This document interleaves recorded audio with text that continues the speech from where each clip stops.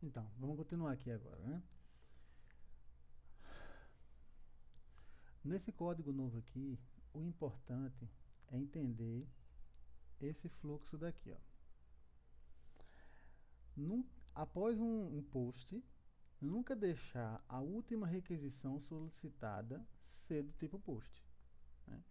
A solução é o que? Responder uma solicitação do tipo post com um redirecionamento. Então vamos ver o que foi que aconteceu aqui. Então, quando a gente recebe uma requisição do tipo get ou post, ele vai vir para cá. A requisição nessa rota daqui, tá? Então, inicialmente, ele vai pegar os dados do formulário. Vamos supor que eu digitei lá, Eduardo. Aí vai vir aqui, form, vai validar, vai pegar o que eu digitei, né? E vai estar salvo aqui, ó, que eu digitei, tá? Em formName.data. Então, formName.data tem o valor Eduardo. Aí ele vai salvar aqui, ó, na seção, tá certo? Então, a seção, como eu falei anteriormente, é um local de armazenamento temporário, tá certo? Então, aqui eu estou salvando esse dado na seção e salvando dentro de uma propriedade que eu estou dando o nome dela de name. Podia ser qualquer nome aqui, tá certo? Então, o que é relevante aqui é que eu estou salvando essa informação na seção do usuário. E agora, ao invés de eu retornar a página, né, ou renderizar o template, tá certo? Como estava no código antes, então vamos ver aqui como é que era antes, ó. Antes aqui ele fazia render template, tá vendo? Então, ao invés de fazer isso agora, a gente vai fazer um redirect, né? A gente vai redirecionar o usuário para essa mesma rota aqui, tá certo? Ou barra, só que agora com a opção get, tá certo? Então, como é que eu estou fazendo isso aqui? Eu chamo o URL for index. O URL for é o que? É uma função que vai retornar um string, tá certo?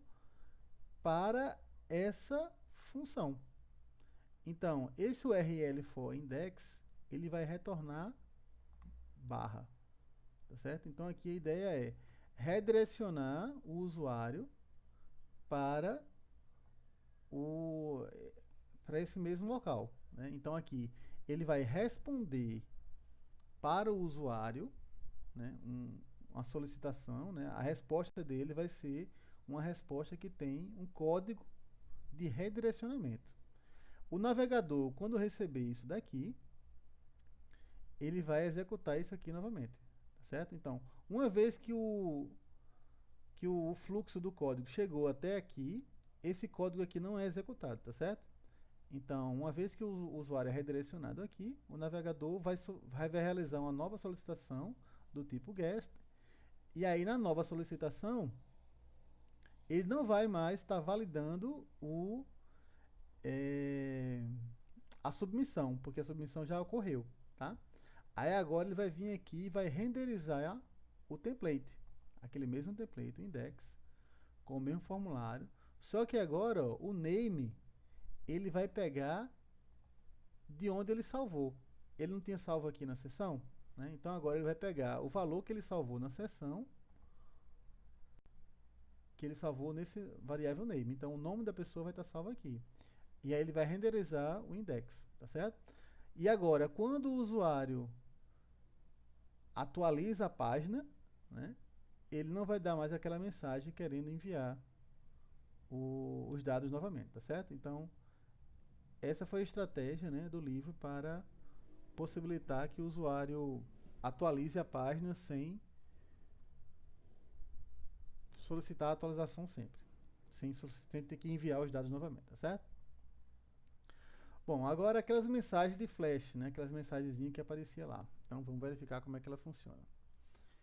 Vamos ver. Então ela está na tag 4C. Então aqui, git checkout -f4c. Ele atualizou aqui para mim. Bom, então o flash, aquela mensagenzinha, ela é feita através de dois códigos, tá certo? Vamos aqui verificar a diferença. Vamos fazer aqui um git diff 4b, tá?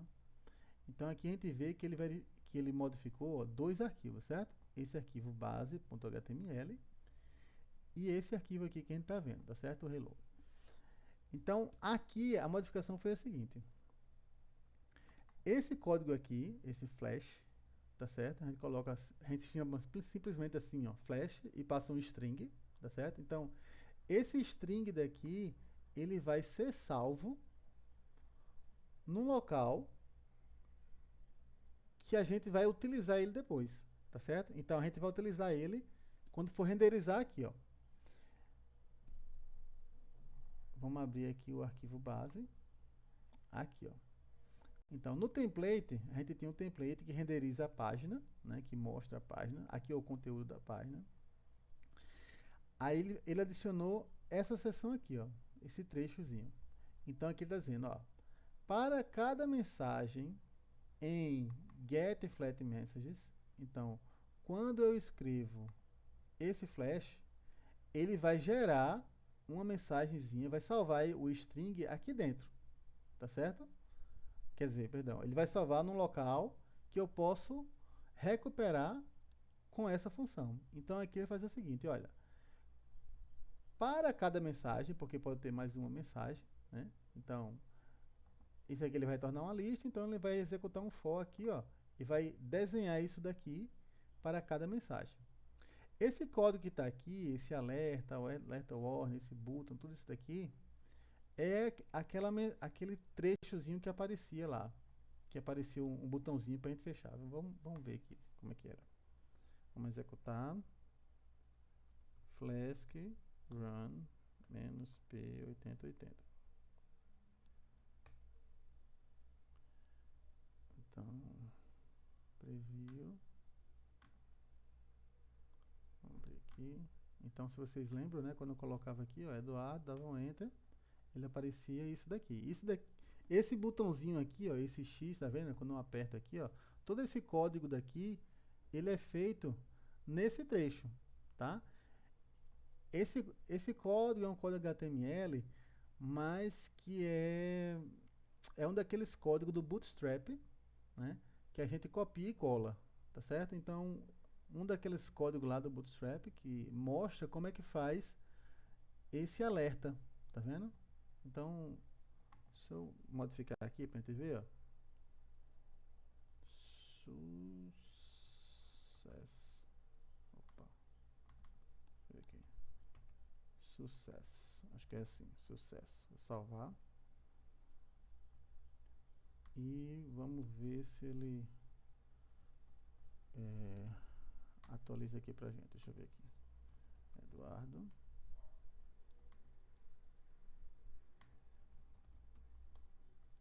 Olha aqui, tá vendo? Ele já ficou o verdinho, tá vendo?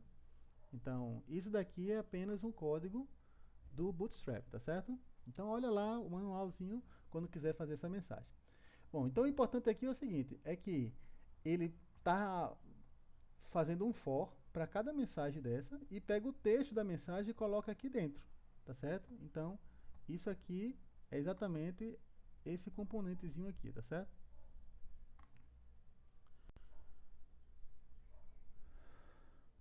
Bom, então agora vamos só revisar, né, o que foi que a gente viu nesse capítulo, né? Então, vamos ver aqui, ó, o capítulo 4, né, que tem esse sumário aí. A gente viu os conceitos de validação, né? Então, a gente pode, aquele componentezinho lá, se a gente deixar em branco, ele tem uma validação. A gente pode, com isso, validar um CPF, por exemplo. Em programação, ou em HTML, né, a gente viu aqui uma tag input, um form, um button. A gente viu isso aqui aonde? Por exemplo, aqui eu tenho, ó, um boot, né, e tem aqueles formulários que a gente viu anteriormente, né. Aí a gente tem, no formulário, a gente tem um método get e o método post, né, a gente pode enviar os dados através do get e post. Um botãozinho, né, a gente acabou de ver aquele botãozinho que abria e fechava. A gente viu a extensão Flask WTF, que era exatamente a que fazia os componentes do formulário. A gente viu que os formulários eram feitos através de classes, né? Então a gente tinha aqui, ó, por exemplo, aquele componente lá foi feito desse jeito aqui. A gente tem um name e um botão submit, né? E preencheu com um string field, que era um campo string, um submit field, que era um campo de submeter, com os validadores, né? Aí eu posso criar outros formulários, né, com esses campos daqui, ó. Então a gente tinha aqui, ó, um campo booleano, de data, um de número, um de arquivo, um de número ponto flutuante, enfim, vários aqui, ó. O que a gente utilizou foi um string field. E a gente pode ter validadores, né? Então o validador que a gente utilizou naquele dali foi apenas aqui, ó, dado requerido, né? Mas a gente tem outros validadores que a gente pode utilizar, que a gente viu lá, né? Então, verificar se é um endereço IP, o tamanho, né? Se, por exemplo, um CPF ou um CEP, né? Por exemplo, tem um tamanho fixo. No formulário, né, a gente também tem esse método aqui, né? Validate on submit, que a gente viu ainda há pouco, né? A gente pode renderizar o formulário dessa fórmula aqui, ó, renderiza e passando o formulário aqui. Vamos ver novamente esse código aqui, só para ficar claro. Aqui, ó. Então, quando eu digo aqui, ó, renderizar, né, esse template, passando esse formulário daqui, tá vendo? Esse formulário é exatamente esse aqui, ó, quando ele criou, tá? Então, seção, né? A seção a gente viu ainda há pouco, né, que é um local onde a gente armazena uma informação temporariamente, né? Então a gente armazena dessa forma, né? Session, e aqui a gente coloca o nome do atributo que a gente quer salvar e atribui, e a gente pega o valor dessa forma, né? Session.get. Os métodos, né? A gente tem o método get e o método post, né? Redirecionamento, né? Então o redirecionamento a gente realiza ele da seguinte forma, né? Da gente o return e o redirecionamento.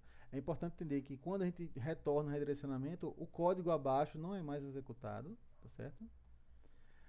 As mensagens de splash, né? Ela envia um aviso para o usuário, né? Então, o código aqui do aviso, né? É a lógica dessa aplicação, mas a gente pode fazer diferente, né? Para nossa, mas o importante aqui nesse trecho de código é essa chamada aqui, né? Flash passando um string. E para exibir as mensagens flash é necessário atualizar o template, tá certo? Então aqui a gente tem a atualização do template. E por final, né, aquela função lá que era o URL for, né, que retorna um URL para o endpoint, né, que é para a rota, né? Então return, redirect, né? Então aqui é um exemplo disso, né? Então isso foi o nosso capítulo 4. Então até a próxima.